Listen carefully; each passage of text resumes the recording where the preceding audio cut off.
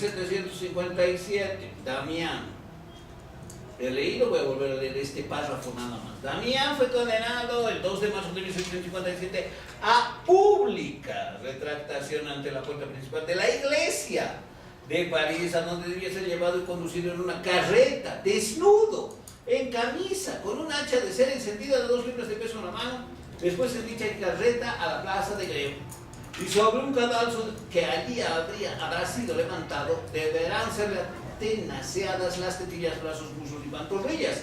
Y su mano derecha ha sido en esta el cuchillo con que cometió dicho parricidio, quemada con fuego de azufre, y sobre las partes atenaceadas se le verterá plomo derretido, aceite hirviendo, pez resina ardiente, cera y azufre fundidos juntamente, y a continuación su cuerpo estirado y desmembrado por 4 caballos, y sus miembros y troncos consumidos en el fuego, reducidos a cenizas, y sus cenizas arrojadas al viento.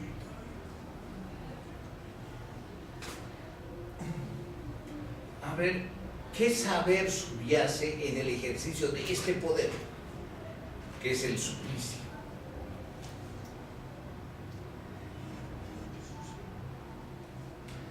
Así hemos descubierto, ¿no? ¿Cuál es el saber que subyace en la existencia de una prisión? Aunque sea San Pedro. Bueno, San Pedro no es el mejor ejemplo, en realidad es el peor ejemplo.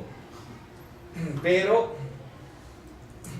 teóricamente, ¿cómo debería ser? Entonces podemos comprender que hay un código penal, y ese código penal no es arbitrario, no es el resultado de lo que a alguien se le ocurrió, sino es un cálculo de libertad y de delito.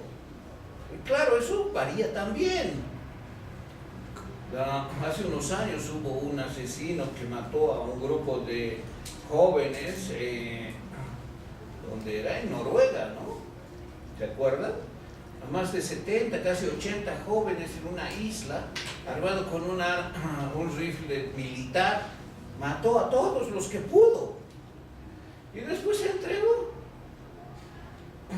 Bueno, era un ultraderechista que estaba en contra de la migración, y el partido de gobierno al que pertenecían los jóvenes, la facción juvenil de ese partido, estaba a favor de la migración. Entonces, para mostrar su rechazo a las políticas de ese partido, que era el partido del gobierno, asesinó a los jóvenes de ese partido. Después de un tiempo le dieron 12 años. Fíjense, casi 80 vidas de jóvenes se castigan con 12 años. ¿Qué quiere decir eso?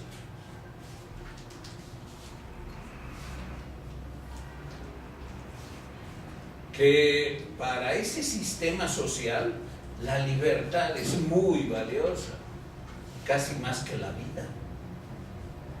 Porque claro, la vida cercenada de 80 jóvenes, la mayoría muy jóvenes, ¿no? 18 años, 19 años, inclusive algunos en colegio, con cierta simpatía política, etc., valdría menos que la libertad de este asesino. Bueno, al margen de esas diferencias, también se puede dar 30 años por matar a una sola persona. Todo depende del sistema jurídico. Al margen de esas diferencias, les decía, hay un saber reconocido, aceptado y supuestamente racional que establece una relación entre delito y castigo. Asesinato, tantos años. Además hay una tipología, ¿no? Asesinato con premeditación y alevosía, por ejemplo, es un delito muy grave. Pues puede ser también un asesinato por accidente. Es decir, accidentalmente yo puedo matar a alguien, no sé, conduciendo un auto o manipulando un arma. No ha habido ni intención, ni premeditación, ni nada de agravantes del delito, más bien son atenuantes. Entonces, sea cual fuere el sistema jurídico, hay siempre una relación entre el delito y la pena.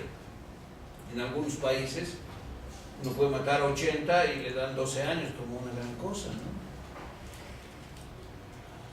Pero bueno, ¿qué diferencia hay entre este saber triunfante, de la civilización moderna que justifica la existencia de la prisión y que hemos analizado con estas características y que se expresa, que se realiza en el poder de la cárcel como tal, aneja a otras instituciones, la policía, los tribunales, etcétera, etcétera, en comparación con el suplicio de Damián.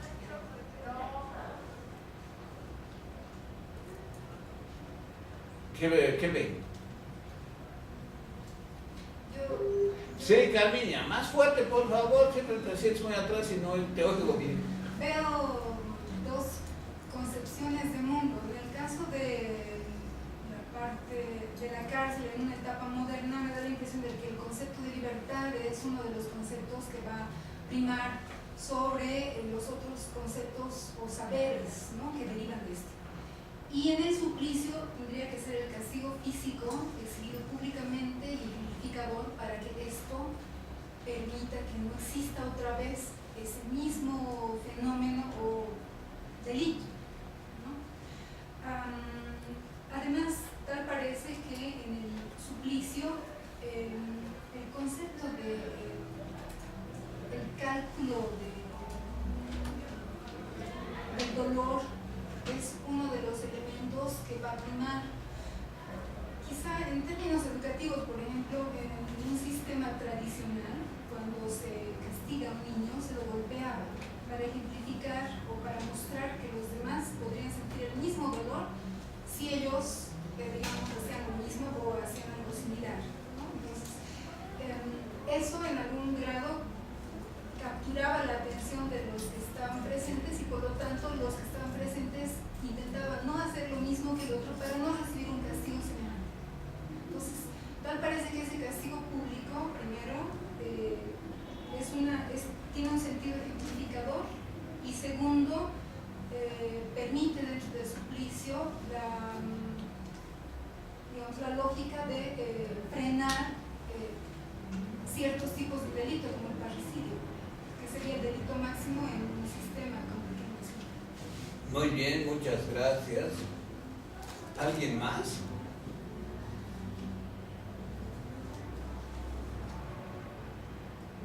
Bueno, a ver, veamos. Carácter no público del saber de la prisión moderna. ¿Qué quiere decir esto? Que es un escenario cerrado. Eso nos hemos olvidado señalar, pero estaba un poco implícito, ¿no? Es un escenario cerrado.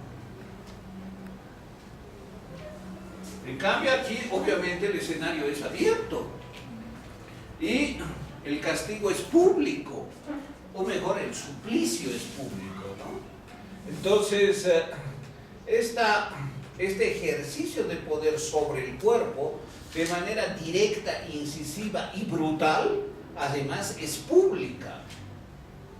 No es un castigo en una institución hermética, cerrada, que nadie sabe qué pasa ahí adentro, como una caja negra, ¿no?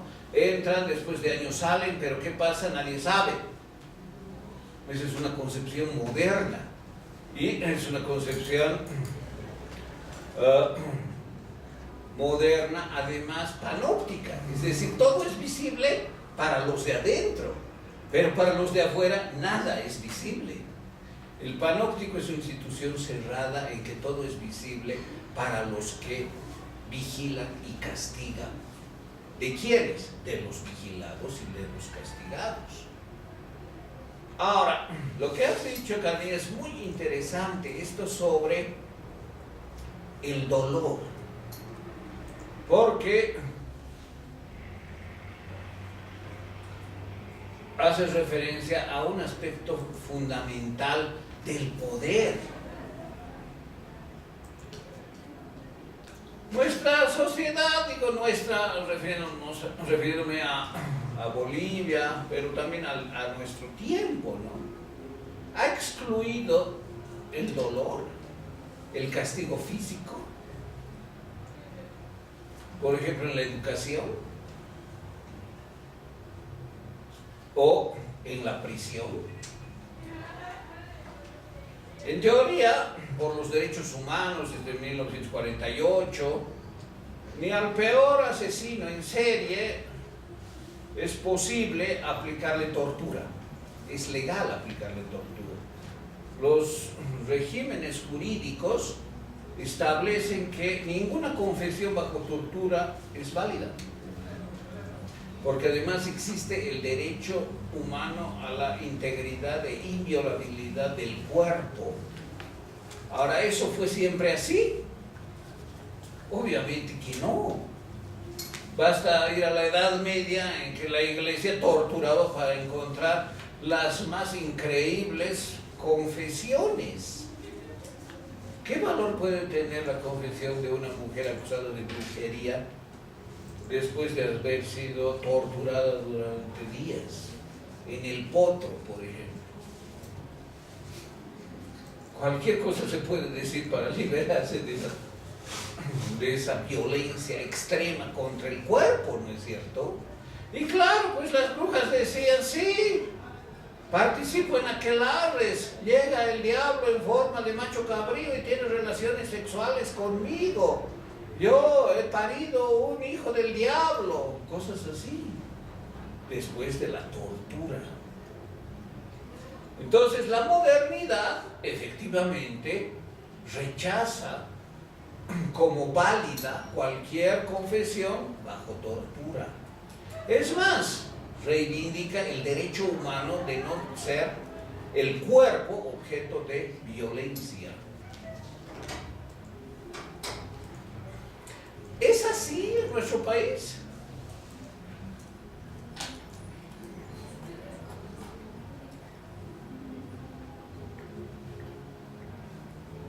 ¿Qué piensa? ¿Es así en el resto del mundo? El tema de la violencia corporal y a veces cruenta, es decir, con mucha crueldad, es algo sumamente profundo en la psique humana. Y aunque tengamos declaraciones universales de derechos humanos, aunque haya campañas y organizaciones como Ni Una Menos, por ejemplo, Ni Una Más, ¿cómo es? Ni una más, Ni Una Menos, Ni Una Menos, sigue habiendo feminicidio, sigue habiendo tortura intrafamiliar, sigue habiendo violencia en las instituciones, no solo educativas. Entonces, no hay que tener una visión simplista e ingenua de pensar que porque hay una declaración mundial ya no va a haber violencia, ya no va a haber crueldad. No es así. Sigue habiendo violencia, sigue habiendo crueldad. ¿Por qué? Ahora, aquí, en el suplicio, esa crueldad, esa violencia tiene una función política. ¿Cuál es la función política? Asustar al resto. Escarmentar, prevenir, aterrorizar. ¿A quiénes? Especialmente al público. Ni siquiera a otros presos, porque en realidad ni siquiera es preso. Está evidentemente en una cárcel, pero está esperando a que después de que salga de esa cárcel por pocos días, va a ser supliciado. Y ese terror por la violencia del Estado, porque el rey es el Estado, y el que ejerce la tortura hasta que desaparezcan las cenizas de Damián, representa al Estado. Esta es violencia de Estado. ¿Perdón? Para mantener un poder. Claro, ¿para qué es? ¿Y por qué es? Estamos analizando varios temas, ¿no? Primero, ¿qué les parece esto de desnudo? ¿Cuál es el mensaje?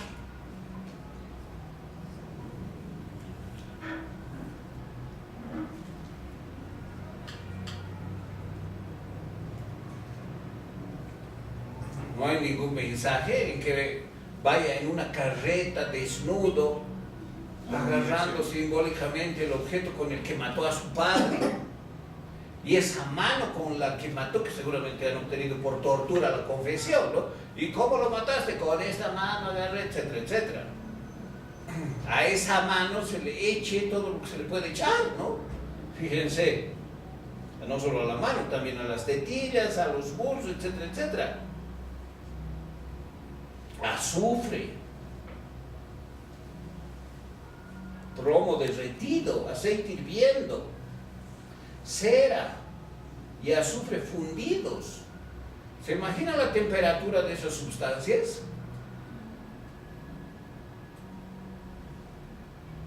¿A qué temperatura se funde el plomo? Por lo menos unos 500 grados centígrados, por lo menos. No es algo que se funde a los 100 grados, ¿no? Digamos 300. ¿Se imaginan el dolor que ocasiona de recibir una gota de un líquido fundido a 300 grados centígrados? ¿Y lo que ocasionaría en los miembros? O sea, esta brutalidad de violencia, ¿qué mensaje da? ¿Y por qué ese mensaje es político? Sí, Carmiña. Porque dentro de la familia el padre asemejaba al rey o al gobernante. Y el matar al padre implicaba ir contra el Estado, contra el poder máximo. Muy bien. Simbólicamente es muy grave matar al padre, ¿no? ¿Para quién es muy grave? Para el rey. Claro, porque el rey es una imagen enaltecida, sustitutiva de la autoridad del padre. Eso, al margen del psicoanálisis, que analiza muy bien la imagen del padre, y hemos hablado en una clase anterior, tiene efectivamente un sentido práctico. Yo, rey, dejo que haya parricidas, les perdono, porque le solicitaron al rey. No abogado, ¿no? Porque no tenía derecho ni abogado. Los varietes le solicitaron misericordia.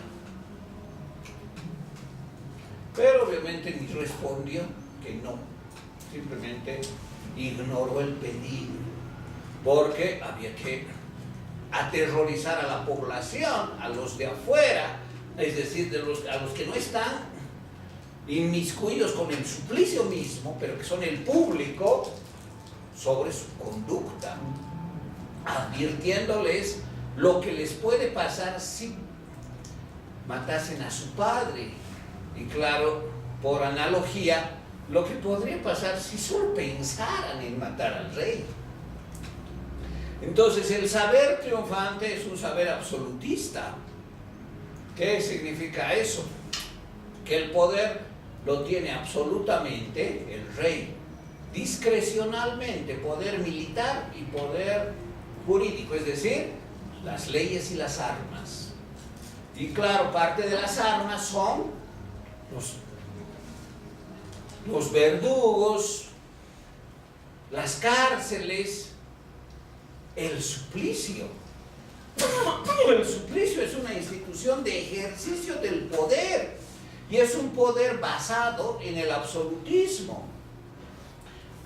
Es decir, el saber triunfante del suplicio como institución es el absolutismo. ¿Qué es el absolutismo? El poder del rey viene por la gracia de Dios y es sin límite. Eso significa que solo Él puede perdonar. Y es bueno que se haga esto para conocimiento de la población, de los súbditos, de los vasallos, para evitar el crimen, para evitar semejante atrevimiento de matar al padre.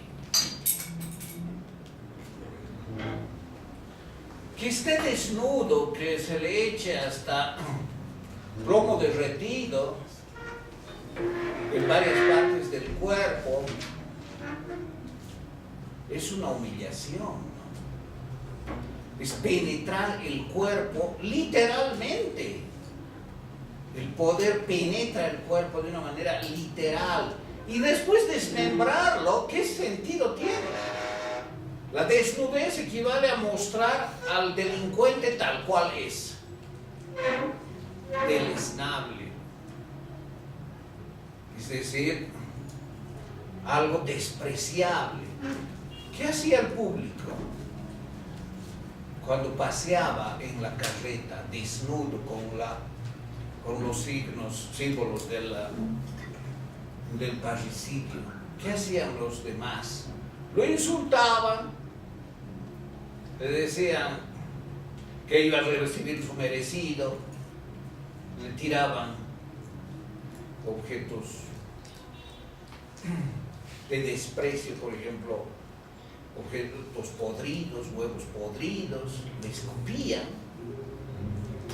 Entonces, fíjense ese escenario de ejercicio del poder, donde inclusive los principales destinatarios del mensaje de poder se inmiscuyen en una situación extrema de morbosidad y de terror.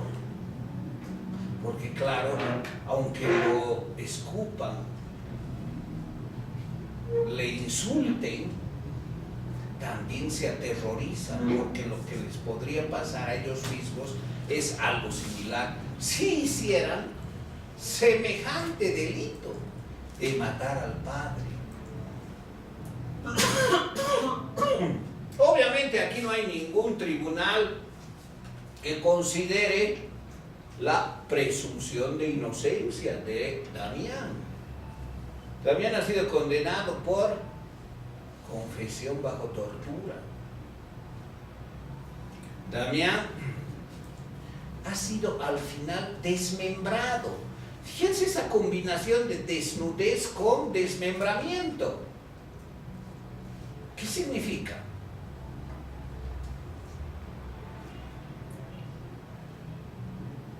¿No se les ocurre nada? En el caso de la desnudez es posible que tenga que ver con el pecado. Generalmente en esa época la desnudez mostraba el pecado del hombre, ¿no? Y ese era el mensaje que se manejaba. Y la vergüenza pública era tanto como la exhibición de ese pecado, de ese error cometido, que no tendría que ser, digamos, cometido por una persona. Sí, porque además hay un cura metido en esto, ¿no? Que más adelante aparece, que se le aproxima para decirle arrepiéntete. Es decir, hay siempre estas figuras grotescas en estos escenarios tan, diríamos, monstruosos, ¿no? Pero al margen de que pueda significar el pecado, bueno, estar desnudo significa, ¿este es un pecador? Puede ser. Es decir, desde la interpretación del Génesis, que Adán y Eva descubrieron que estaban desnudos y eran pecadores, se puede establecer esa analogía, y está muy bien lo que dices, Carminia, ¿no? Pero a mí me parece que más importante que eso es mostrar la humillación. Es decir, este individuo ya ni siquiera tiene derecho a ocultar sus partes íntimas. Y pecador o no, obviamente es un pecador, lo hemos descubierto ante los demás como lo que es íntimamente alguien abominable, que está entre nosotros mostrando su monstruosidad desnudo. Y es esta monstruosidad desnuda que la hemos descubierto porque es un parricida, la que vamos a destruir desmembrándolo y tirando sus cenizas al viento para que no quede nada, ni siquiera un lugar donde se le pueda rendir algún tributo. Entonces, el ejercicio del poder puede ser mayor que este sobre el cuerpo. Fíjense qué ejercicio brutal del poder sobre el cuerpo. Desde la desnudez, la tortura, pasearlo ante la multitud que lo abuchea, que lo insulta, hasta desmembrarlo. Ejercicio del poder, diríamos, absoluto. Y claro, lo único que puede detener esto es el perdón del rey, que obviamente no se dio. Y claro, aparece algún cura por ahí, dándole la nota de color de que todo esto también tiene un sentido de salvación para el pobre Damián. Es decir, la sociedad está salvando su alma, pese al abominable crimen que cometió. Qué ejercicio brutal del poder, ¿no? Sin juicio, sin presunción de inocencia, sin abogado, sin pruebas fehacientes, con confesión bajo tortura.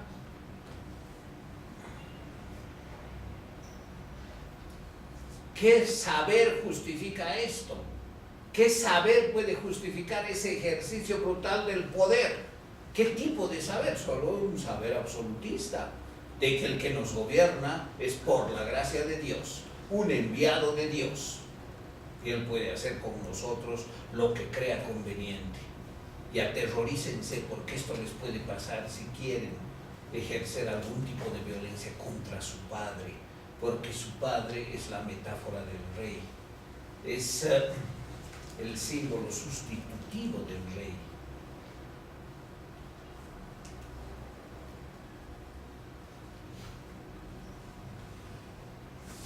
Entonces, vale nomás la pena en encontrar en el suplicio la antítesis de la prisión moderna, con un saber realmente opuesto, saber triunfante. ¿Quién gobierna en la prisión? Bueno, el alcaide, sí, pero no es pues el alcaide el mandamás a discreción. Se supone que es un funcionario de un orden racional, en que el castigo es en una institución cerrada y que el preso tiene prerrogativas, derechos. Su cuerpo no puede ser violado, no puede ser torturado, pero en teoría. Entonces, el saber del sentido de existencia de la prisión, que tiene además la finalidad de rehabilitar. ¿Para qué es la prisión? Para pagar la deuda y para rehabilitar. Aquí hay rehabilitación, pagar la deuda, sí, pero qué pago tan caro, ¿no? Y al final, si hay alguna rehabilitación, se ve más allá, ¿no? Salvar el alma, que también es parte de ese saber.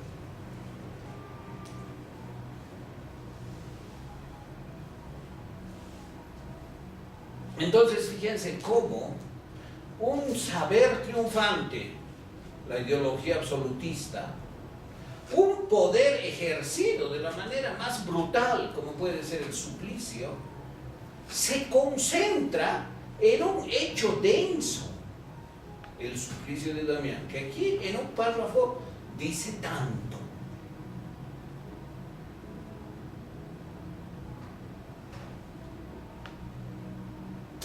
Hasta la desaparición física del supliciado. Entonces, la genealogía implica encontrar esos hechos, un hecho denso que para mí expresa el saber triunfante de ese momento y el poder ejercido sustentado en ese saber triunfante, en esa verdad aceptada por la mayoría en ese contexto, por esa verdad reconocida que justifica el ejercicio del poder, que puede ser brutal.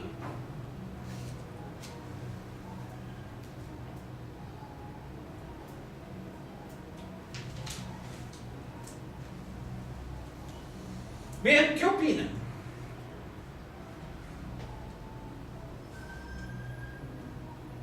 Que el castigo puede ser más por... No, castigo es otro momento, no hay que confundir. Castigo es posterior.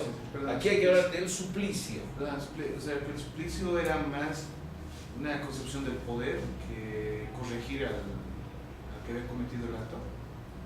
Sí, muy bien, eso también dice Carminia, ¿no?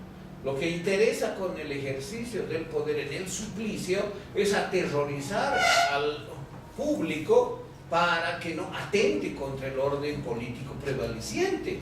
Y claro, ¿cómo se atenta? Intentando matar al rey. Pero si yo mato a mi padre y me castigan así, ¿qué me harán si intento por lo menos matar al rey? En ese sentido es así, tienes razón, muy bien. Pienso que Más fuerte, por favor. en el caso del suplicio, quizá el que te maten o te quiten los miembros y explícitamente y todos vean el dolor que sientes, es mucho menor el sufrimiento a cuando, por lo menos en los años 60, cuando metían a una persona a la cárcel, prácticamente lo mataban en vida cuando él salía, porque esa etiqueta de que ha entrado a la cárcel hace que el hombre esté muerto en vida, nadie le daba trabajo, su familia lo rechazaba. Era prácticamente como las mujeres que quedaban que se divorciaban o quedaban con un hijo, eran personas marcadas dentro de la sociedad. Entonces quizá lo que Foucault está más demostrando es que esta forma de realidad es mucho mejor, digamos, en cierto aspecto, ¿no?, para el individuo a nivel psicológico, que en una sociedad de los años 60 donde el individuo era como una especie de zombie cuando salía de la cárcel, no tenía vida social, era una muerte social hasta el día en que vaya a la tumba. Podría ser, digamos, no podría, pienso, no ser parangonable, es cierto, pero me da la impresión de que en los años 60 el sufrimiento era mucho mayor que lo que podría expresarse en un suplicio, que podría durar un día o dos quizá, pero no toda la vida del hombre que sale de casa. Sí, lo que dices es más o menos parecido a lo que decíamos con Andrea, ¿no? Que ella conoce a alguien que prefiere estar en la cárcel afuera de ella, entre otras cosas porque el alquiler de la celda es más barato que el alquiler fuera de la cárcel. Esas situaciones pueden darse, ¿no? La marca social del ex convicto, bueno, pesa también en sociedades prejuiciosas, ¿no? Y también hay motivos para que pese. Es decir, este ha sido un delincuente que ha purgado su pena, que ha pagado su deuda social, pero nadie nos garantiza que no vuelva a cometer el crimen. ¿Y qué crimen fue? No sé, fue pedofilia, fue de asesinato, fue, no sé, es un piromaníaco. Entonces la sociedad ante un ex convicto que tiene un prontuario evidentemente reacciona no con confianza ni con inclusión, sino con desconfianza y con marca social. Eso evidentemente es una reacción social esperable y comprensible. Ahora, que para algunos sea mejor sufrir 2 días el suplicio a tener esa marca social, eso no creo que sea el mensaje de Foucault, ¿no?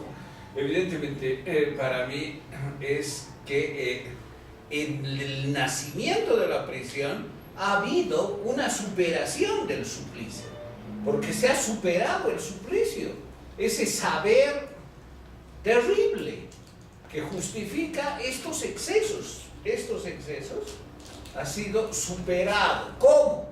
Con los grandes reformadores. Y eso es lo que corresponde al castigo. El castigo es la primacía de un saber reformado. ¿Cuál es el saber reformado? El saber absolutista. Y los grandes reformadores lo que han hecho es establecer una teoría sobre las penas, sobre la cárcel, sobre el proceso, donde comienza a pergeñarse este saber en el castigo. ¿Qué hacen autores como Beccaria, Pufendorf? ¿Qué hacen?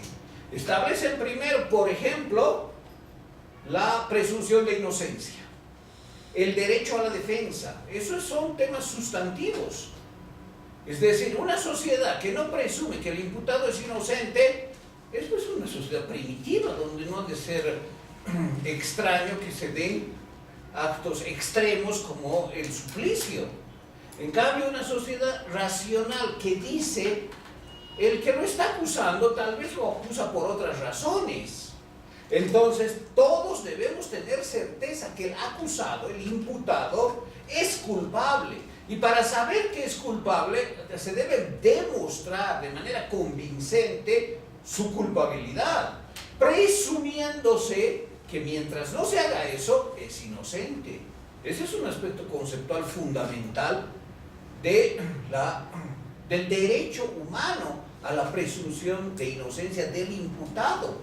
Porque evidentemente, esto además del suplicio, ¿cómo se realizaba? Con las cartas de apresamiento que les he contado. Es decir, un grupo de vecinos que no les gustaba a alguno porque no les saludaba, enviaban una carta al rey diciendo una sarta de mentiras, de calumnias, que además que ellos redactaban porque no sabían redactar, no sabían escribir. Entonces pedían al escriba que escribiera, y los escribas ya sabían lo que había que inventarse. Y con esa carta era suficiente para que termine en la Bastilla y eventualmente bajo tortura supliciado. Entonces eso cambia, y ese es un cambio racional importante, civilizatorio, porque reconoce el derecho del individuo, porque establece la posibilidad de la calumnia, porque establece las bajas pasiones humanas que pueden llevar a imputaciones falsas, y porque debe haber un registro racional de por qué se lo encarcela a este tanto tiempo.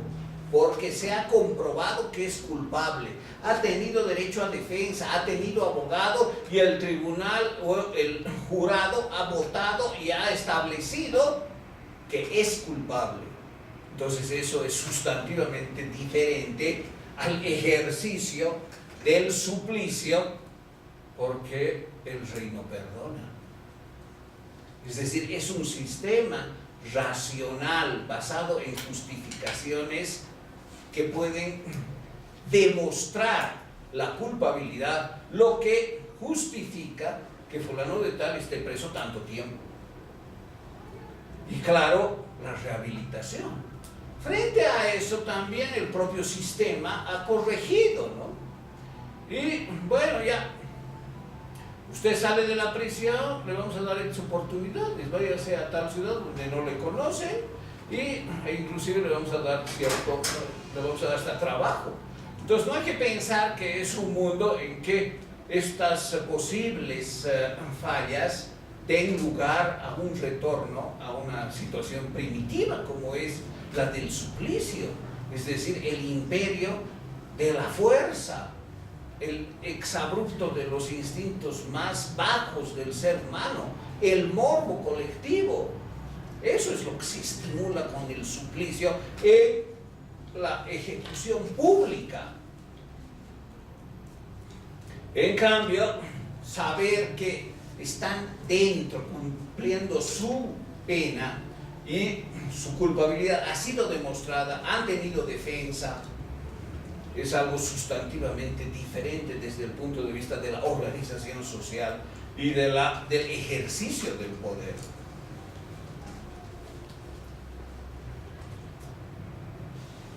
Bien, vamos a pasar al tema de la educación.